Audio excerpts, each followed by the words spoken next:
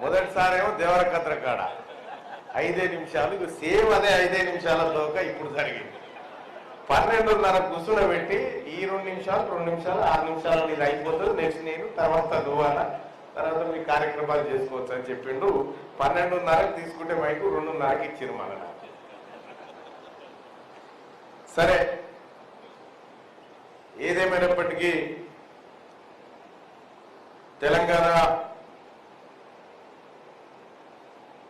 అతి ముఖ్యమైన ముద్దుబిడ్డల జాబితాలో నా గుండెలో ఉండేటువంటి అన్న సోదరుడు హర్షవర్ధన్ రెడ్డి గారికి, అలాగే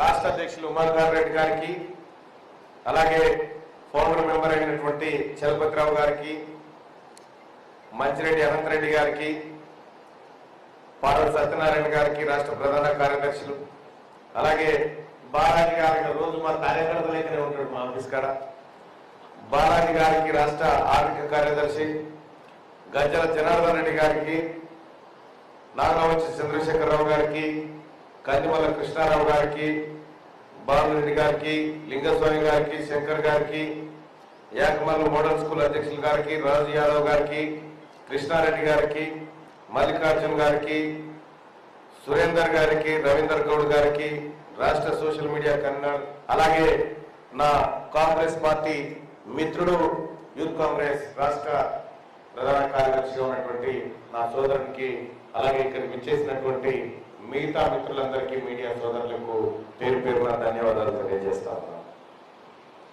అభినందన సభ అని పెట్టింది. చాలా వాస్తవానికి కూడా ఉపాధ్యాయుల సంఘాలతోటి నాకు ఏ రోజు అటాచ్ లేకుండే, ఏ రోజు కూడా నాకు పెద్దగా అటాచ్మెంట్ ఉండేది కాదు. కాకపోతే నేను V6 ఛానల్లో పనిచేసినప్పుడు హెల్త్ అండ్ ఎడ్యుకేషన్ డిపార్ట్మెంట్ చూసేవాడిని. ఈ ఉమ్మడి రాష్ట్రానికి ఎడ్యుకేషన్ డిపార్ట్మెంట్ నేనే చూసేవాడిని, హెల్త్ డిపార్ట్మెంట్ నేనే చూసేవాడిని.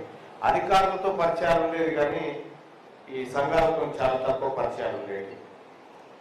అయితే మొట్టమొదటిసారిగా ఒక ఉపాధ్యాయ సంఘంతో ఒక పరిచయము, ఒక బంధం ఏర్పడిందంటే అది హర్షవర్ధన్ రెడ్డి అన్న ద్వారానే నేను మొట్టమొదటిసారిగా కావడం జరిగింది. అది మరి అన్న చెప్పినట్టు వాస్తవమే.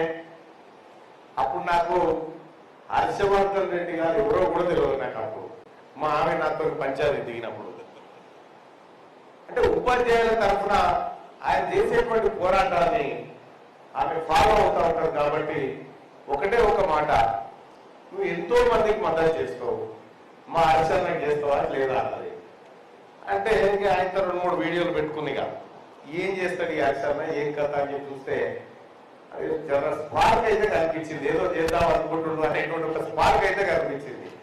స్పార్క్ కనిపించిన తర్వాత మా ఆమె తన ఫోన్ పెట్టి మాట్లాడాలని కొట్టింది, ఇచ్చింది. రేపు రండి సార్ మరి అని చెప్పి నేను నా మార్నింగ్ తీసుకుని విలవడం. అంతకంటే ముందే నేనంటే చాలా అబ్జర్వ్ చేస్తున్నా, ఏంది మనిషి, ఏంది ఎట్టుపోతాడు, ఏం కథ, నిజంగా వేరే ఏమన్నా ఆలోచించి వస్తా ఉన్నాడా, ఉపాధ్యాయుల కోసం ఆలోచించి వస్తా ఉన్నాడా అనుకున్నప్పుడు తనలో మల్టిపుల్ ఉన్నాయి. కేవలం ఉపాధ్యాయుల నాయకుడు మాత్రమే కాదండి హర్షవర్ధన్ రెడ్డి గారు అంటే నేను ఒప్పుకోను ఫస్ట్. ఎందుకంటే ఆయన అన్ని వర్గాలకు సంబంధించినటువంటి నాయకత్వ లక్షణాలు దండిగా ఉన్నాయి.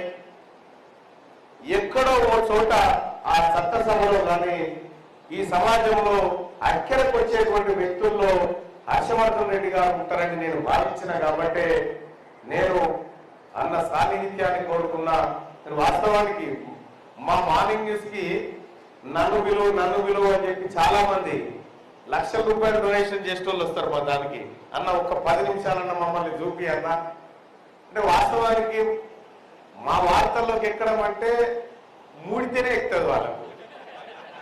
అటువంటి పరిస్థితిలో హర్షన్న మేము హర్షం వ్యక్తం చేస్తూ హర్షన్నను పిలిచి ఆ రోజు నువ్వు కాలి మద్దతు ఇస్తే సరిపోదయా, ఆర్థిక మద్దతు కూడా ఇవ్వాలి అని అంటే సరే అని చెప్పి, అంటే దానివల్ల ఏదో జరుగుతుంది అనేది కాదు, నాలాంటి ఒక వ్యక్తి ఈ శరీరాన్ని విశ్వసిస్తుందన్న బలమైన విశ్వాసాన్ని ప్రజల్లోకి పంపడం కోసం చేసిన ప్రయత్నమే తప్ప కానీ ఇంకొకటి కాదు. అంటే నేను చేసిన దాంతో నేను ఇచ్చిన దాంతో ఏదో జరిగిపోదు, కానీ ఇది సమాజానికి ఒకటి అవసరం ఉన్నాడురా అని చెప్పి సమాజం కూడా నిలబెట్టి చెప్పే ప్రయత్నం చేసిన సరే అది జరిగిపోయింది. అట్లా ఉపాధ్యాయ సంఘాలతోటి కొంత బాండింగ్ ఏర్పడింది.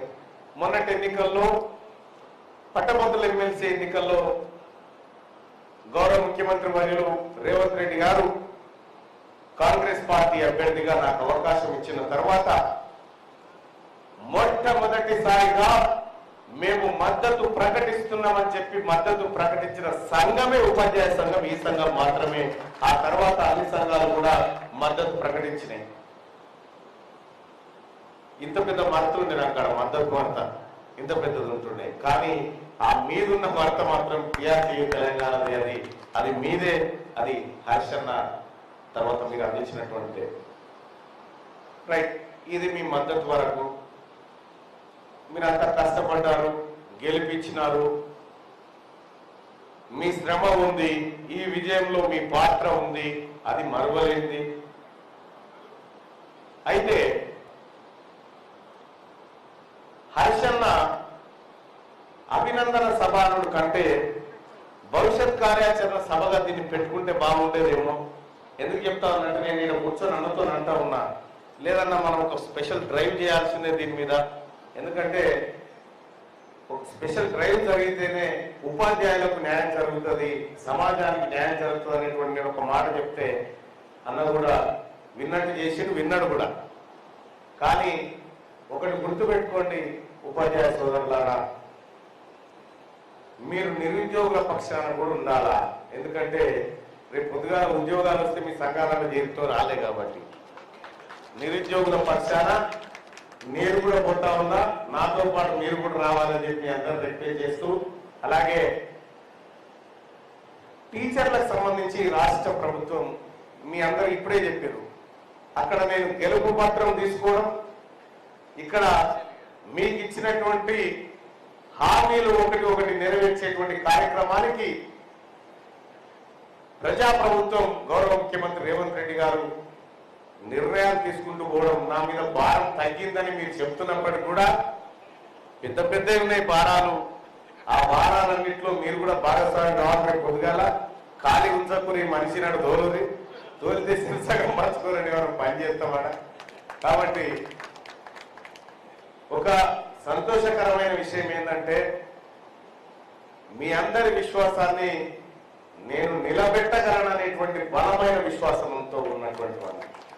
అలాగే పిఆర్టీయూ తెలంగాణ సంఘం మొట్టమొదటగా మద్దతు తెలిపినటువంటి సంఘంగా నా గుండెల్లో నిలిచిపోతుంది ఈ సంఘం అని చెప్పి మీ అందరికీ తెలియజేసుకుంటూ, ఇంకా ఇదే కాదు, ఒకవేళ హర్షన్న అందుబాటులో లేకపోతే హర్షన్న తమ్ముడు కూడా ఆన్లైన్ లోనే ఉంటాడు, కాల్ చేయాల్సిందిగా మీ అందరూ రిక్వెస్ట్ చేస్తా ఉన్నా. ఎప్పటికైనా ఏ సమస్య ఉన్నా, ఏ చిన్న ఇబ్బందికరమైన అంశం ఉన్నా మేమంతా అందుబాటులో ఉంటాం ఉపాధ్యాయ సోదరులకు అని చెప్పి తెలియజేసుకుంటా ఉన్నా.